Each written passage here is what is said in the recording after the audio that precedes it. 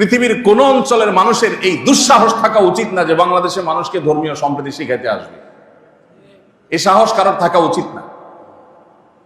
আপনি পৃথিবীর পূর্বে এবং পশ্চিমে, উত্তরে, দক্ষিণে যেদিকে যান দেখবেন মুখে সংখ্যালঘু সংখ্যালঘু জিকির করা মানুষরা কিভাবে সংখ্যালঘুদেরকে উকুলের মতো টিপে টিপে মারে। পশ্চিমারা দেখবেন সংখ্যালঘু সংখ্যালঘু জিকির শোনায় আমাদেরকে। ওদের ওখানে মুসলমানরা কেমন আছে একটু খোলা খোঁজ খবর নিয়ে দেখেন। ওই দেশে থাকা মুসলমানদের থেকে খবর নেন যে তোমরা কেমন আছো, মসজিদে আজান দিতে পারো কিনা। দর্শক, দূর দূরান্ত থেকে, দেশ দেশের বাহির থেকে যে যেখান থেকে দেখছেন আমার এই ভিডিও, সবাইকে জানাই আন্তরিক সালাম ও অভিনন্দন। আপনারা দেখছেন বর্তমান বাংলাদেশে সংখ্যালঘু সনাতন ধর্মে এখন বর্তমান যে একটা গজব সৃষ্টি করছে, এই বিষয়ে প্রতিবাদমূলক একটি ভিডিও। শেখ আহমদুল্লাহ কি বলছেন?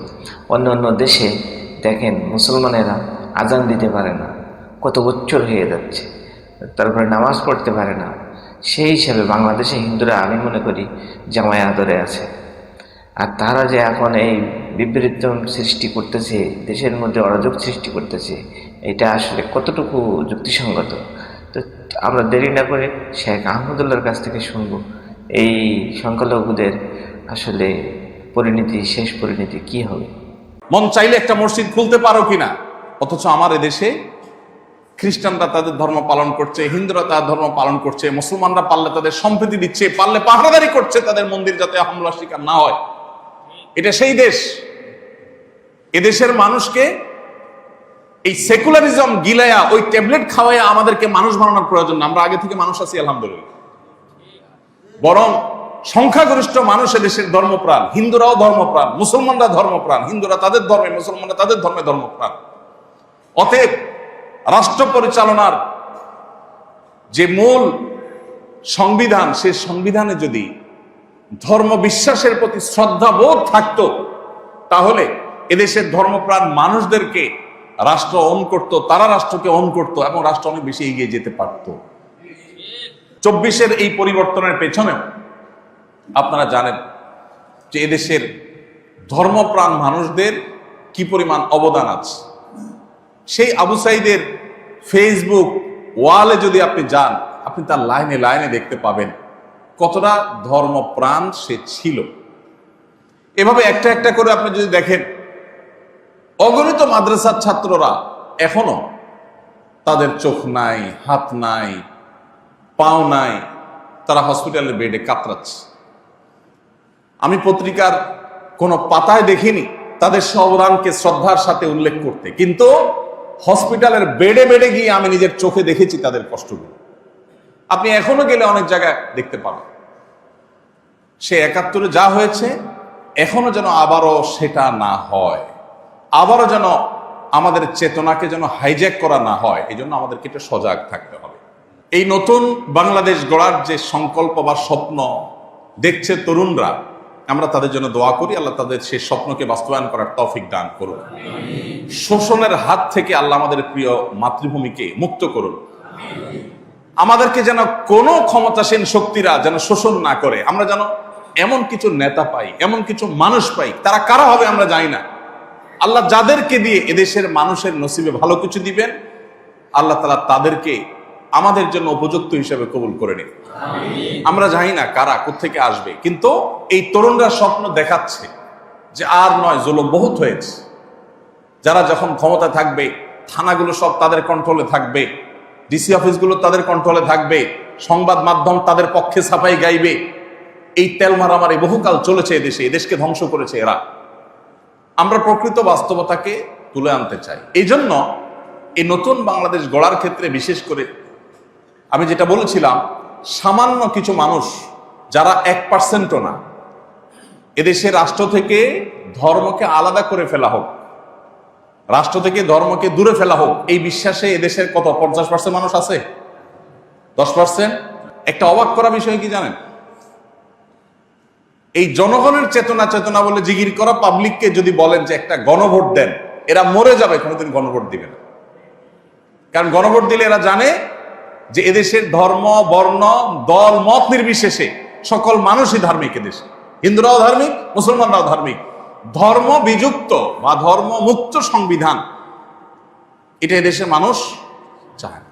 আমরা শুধুমাত্র মুসলমানদের কথা বলছি না, আমরা বলতে চাই যে আমাদের সংবিধানে এমন কোন ধারা উপধারা যদি থাকে যেটা এদেশের মানুষের ধর্মীয় এবং সামাজিক মূল্যবোধের পরিপন্থী, তাহলে সেটা অটোমেটিক বাতিল হতে হবে। এই যে ধর্মীয় মূল্যবোধের পরিপন্থী হলে বাতিলের কথা বলেছি, এখানে আমি ইসলামিক মূল্যবোধ শুধু বলিনি। কোন ধর্মের মানুষের ধর্মীয়, এদেশে যত ধর্মের মানুষ বসবাস করে, কোন ধর্মের মানুষের ধর্মীয় মূল্যবোধ পরিপন্থী কোনো কিছু বাস্তবায়ন থাকতে পারবে না, কোনো আইন হতে পারবে না যে আইন কোন ধর্মের ধর্মীয় মূল্যবোধের পরিপন্থী। ঠিক একইভাবে পশ্চিমা সহ পৃথিবীতে যে সমস্ত মোড়ল অঞ্চলগুলো আমাদেরকে তাদের দাস বানায় রাখতে চায়, কিছু লোন দিয়ে, কিছু ধার দেনা দিয়ে, কিছু আইডিয়া দিয়ে, কিছু টেকনোলজি দিয়ে তারা আমাদেরকে গোলাম বানাতে চায়, তাদের গোলামির ফাঁদে যেন আমরা পা না বাড়াই, এই বিষয়গুলো নিশ্চিত করতে হবে। সংবিধানটাকে সেভাবে তৈরি করতে হবে এবং এটার জন্য সুনির্দিষ্ট প্রস্তাবনা ইতোমধ্যে অনেকেই দিয়েছেন, আলহামদুলিল্লাহ। আমাকেও তারা, আমি তাদের প্রতি কৃতজ্ঞ যে আমাকেও তারা নক করেছেন যে জাতীয় সংসদে উপস্থিত হয়ে সেখানে সংবিধান সংশোধন বিষয়ক কমিটিতে থেকে, মিটিংয়ে থেকে আমার প্রস্তাবনা দিতে বলা হয়েছে। আমি দেশে বাইরে ছিলাম, আমি লিখিত প্রস্তাবনা দিয়ে আমার প্রতিনিধি হিসাবে মুফতি আব্দুল্লাহ মাসুম ভাইকে পাঠিয়েছি। সুনির্দিষ্ট প্রস্তাবনা লিখিত আকারে সেখানে জমা দিয়েছি আমি। তো যেহেতু তারা আমাকে ব্যক্তিগতভাবে স্মরণ করেছেন, ডেকেছেন, আমি কৃতজ্ঞ, আমি জমা দিয়েছি। আমি আপনাদেরকেও বলবো যে অনলাইনে যে মতামত নেওয়া হচ্ছে সেখানে আপনারা সাধ্য অনুযায়ী আপনাদের মতো করে লেখেন। আমরা অর্থনৈতিক মুক্তি এবং ন্যায় বিচার নিশ্চিত করার মতো সংবিধান চাই। আমরা সেই সংবিধান চাই যেই সংবিধানে এদেশের মানুষের ধর্মীয় মূল্যবোধ পরিপন্থী কোনো কিছু থাকবে না, এদেশের সামাজিক, এদেশের সাংস্কৃতিক কোনো কিছুর সাথে সাংঘর্ষিক কোনো কিছু যেন না থাকে। এই বিষয়গুলো গিয়ে গিয়ে আমাদের লেখা দরকার।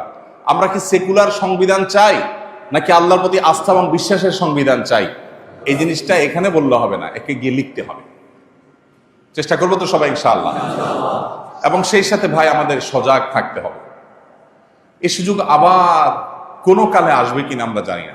অন্তত জিজ্ঞেস তো করা হচ্ছে, আমাদের জিজ্ঞেস করা হয়েছে, আমি আমার চেষ্টাটুকু তো করি। আল্লাহর কাছেও তো বলতে পারবো যে আল্লাহ আমি আমার চেষ্টাটুকু অন্তত করেছি, আমি লিখে আমার মতামতটা দিয়েছি, আমার মতামত তারা শুনেনি।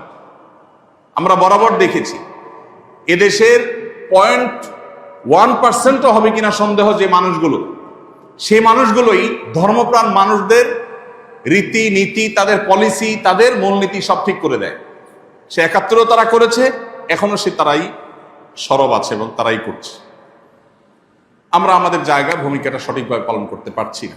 অতএব আমার মনে হয় যে আমাদের ভয়েস রেইজ করা দরকার, আমাদের কথা বলা দরকার। পশ্চিমারা তারা নানা কারণে রাষ্ট্র এবং ধর্ম দুইটাকে আলাদা করে ফেলেছে। ধর্মকে, ধর্মীয় যে উপাসনালয় আছে সেখানে তারা ঢুকিয়ে ফেলেছে। তাদের এটা করা ছাড়া উপায় ছিল না।